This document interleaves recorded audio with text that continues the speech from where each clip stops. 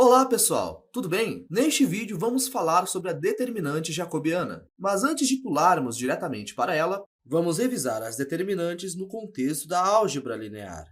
Para pegar a determinante de algum tipo de matriz, que neste caso será 3 e 0, 1 e 2, preciso calcular essa determinante. Indo pela diagonal, pegamos 3 multiplicado por 2 e depois subtraímos por 1 multiplicado por 0. O resultado aqui será 6. No entanto, tem bem mais coisa acontecendo aqui do que somente um cálculo. Se pensar na interpretação geométrica de 3, 0, 1 e 2 como algo que pega o primeiro vetor base e leva ele para as coordenadas 3 e 0 e o segundo para as coordenadas 1 e 2, seguindo pelas colunas, podemos interpretar a determinante como a medida do quanto a transformação se estica ou se espreme no espaço. E você já deve ter notado que aqui na esquerda temos uma região destacada em amarelo. Essa região inicia como um quadrado unitário, em que o comprimento dos lados é 1, e por isso a sua área é 1. E além dessa área, e o formato canônico, é uma região que não tem nada de especial. Com ela, conseguimos comparar o que acontece depois da transformação. E caso a gente queira saber o quanto essa área se estica, é esticada pelo fator da determinante. E meio que é isso que a determinante significa. Todas essas áreas, se você desenhar em algum formato, não somente um quadrado, serão esticadas pelo fator de 6. E podemos verificar olhando o paralelogramo em que o quadrado se tornou. Ele tem a base de 3 e a altura de 2. 3 vezes 2 é 6. Isso faz sentido, porque 3 e 2 apareceram aqui em cima. E agora, vamos ver o que isso tudo significa no contexto que viemos descrevendo nos últimos vídeos. Caso você se lembre, nós tínhamos uma função multivariável, o qual vamos escrever aqui como f1 e suas duas entradas, e depois, para o segundo componente, f2 e também duas entradas. E a função que estava sendo utilizada no aprendizado sobre o jacobiano era x mais o seno de y para o primeiro componente, e para o segundo componente, y mais o seno de x. E foi estabelecido que essa função não era linear. Ela fazia tudo ficar meio curvo e complicado. Mas foi explicado que, se nos aproximarmos em uma região específica, ela iria parecer sim com uma transformação linear. E o quadrado amarelo aqui representa essa aproximação. Conseguimos ver quando a animação inicia que tá tudo meio maluco. Mas mesmo que esteja assim, dentro da versão aproximada, parece uma função linear. E você deve ter notado que aqui temos esse quadrado destacado. Ele corresponde a um quadrado unitário,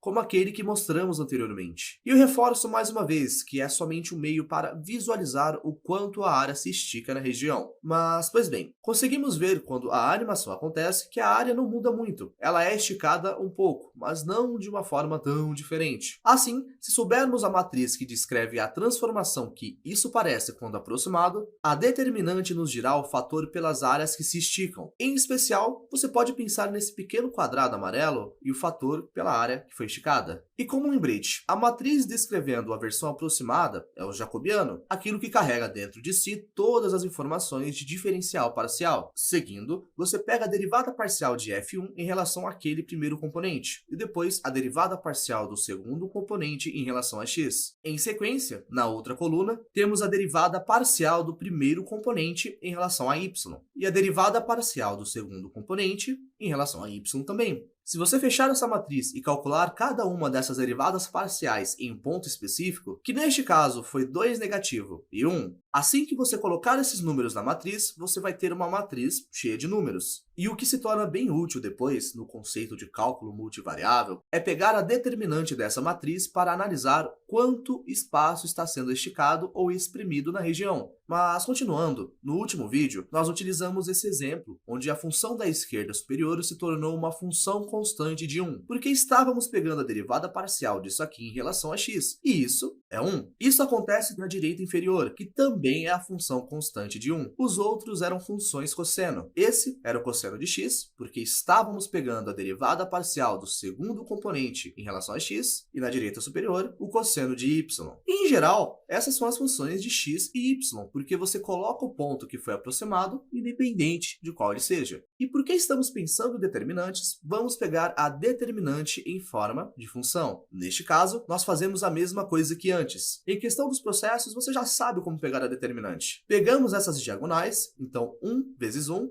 e depois subtraímos o produto da outra diagonal, que nessa situação é o cosseno de x multiplicado pelo cosseno de y. Como exemplo, vamos colocar o ponto em que estamos aproximando no gráfico, o 2 negativo e 1. Colocamos que x é 2 negativo e y igual a 1. E quando você substitui o cosseno para 2 negativo, vai ser aproximadamente 0,42 negativo. E quando substituímos y, o cosseno de 1 neste caso, temos 0,54. Agora, pegamos 1 menos o produto deles, que quando multiplicado vai ser aproximadamente 0,227. O que isso significa que a determinante jacobiana, calculada no ponto 2 negativo e 1, é em torno de 1,227. Isso está dizendo para nós que as áreas tendem a se esticar pelo fator ao redor desse ponto. Vemos que se alongam um pouco, mas não muito. O fator é 1,2. E para contrastar isso, vamos agora aproximar no ponto onde x é igual a 0 e y igual a 1. O que muda aqui na direita é que agora x é igual a 0, mas y se mantém 1. E o cosseno de x, ao invés de ser 0,42, agora é precisamente 1. Não precisamos aproximar. E multiplicamos 1 por 0,54. E quando subtraímos por esse 1, temos 0,46. Por essa determinante do jacobiano sendo no ponto 0 e 1, podemos esperar, mesmo sem ver a animação, que as áreas sejam meio espremidas para baixo. E elas serão espremidas pelo fator de 0,46. Vamos confirmar se isso acontece. Olhando na versão aproximada do ponto, as áreas, pelo que vimos, devem se contrair. E realmente acontece isso. Veja, elas estão espremidas para baixo. E parece que nosso cálculo foi preciso. Realmente foram escaladas com precisão pelo fator de 0,46. E tendo visto essas coisas, conseguimos ver o significado da determinante. E isso tudo é uma noção bem legal de se ter no cálculo multivariável. Você olha o vizinho de um ponto e se você quiser ter uma visão sobre ele, usando essa função como transformação, você consegue descobrir se tendem a se esticar ou a se espremer em conjunto. E é com esse propósito que foi criada a determinante jacobiana. E é isso, pessoal. Espero que tenham aprendido e até a próxima.